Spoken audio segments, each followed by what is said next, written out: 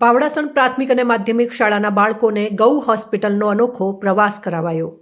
વાવથરા જિલ્લાના રાહત તાલુકાની પાવડાસણ પ્રાથમિક અને માધ્યમિક શાળાના ધોરણ 5 થી ધોરણ 10 સુધીના 300 જેટલા બાળકોએ ટેટોડાની શ્રી રાજારામ ગૌશાળા સંચાલિત ગૌ હોસ્પિટલની મુલાકાત કરી હતી।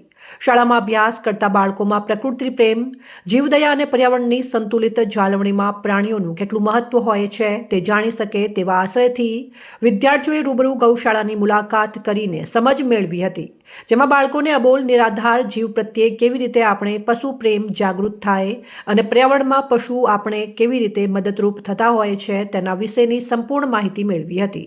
ત્યારબાદ બાળકોએ ગૌશાળાના કાર્યક્રમમાં ભોજન પ્રસાદ લઈને ગૌમાતાઓના દર્શન કરીને આશીર્વાદ મેળવ્યા હતા।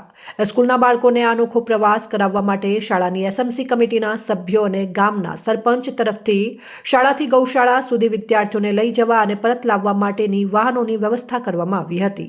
આ કાર્યક્રમમાં એસએમસી કમિટીના જવાબદાર વ્યક્તિઓ અને ગામના યુવાનોએ ખૂબ જ સાથ સહકાર આપ્યો હતો। વધુમાં ગૌમાતા બચાવો અભિયાનના ગૌભક્ત વસંતભાઈ દેસાઈ પાવડાસણે જણાવ્યું હતું કે અત્યારના સમયમાં ગાય, નંદી અને દરેક અબોલ જીવો આપણને ખેતીકામ અને પર્યાવરણને સ્વચ્છ રાખવામાં ઘણી બધી રીતે ઉપયોગી થઈ શકે છે। એના વિશેની સંપૂર્ણ માહિતી આપવામાં આવી હતી। સ્કૂલના બાળકોને હર ઘર એક દેશી ગૌમાતા પાળવા અને તેની એક દેવભાવથી સાચી સેવા કરવા માટે પ્રેરિત કરવામાં આવ્યા હતા, જેનાથી આપણા આરોગ્ય અને શિક્ષણમાં ઘણી બધી રીતે ગાય આપણને મદદરૂપ થઈ શકે છે। ધર્મ સનાતન ધર્મની અંદર ગાયને આપણે રાષ્ટ્રીય માતા તરીકે માનીએ છીએ।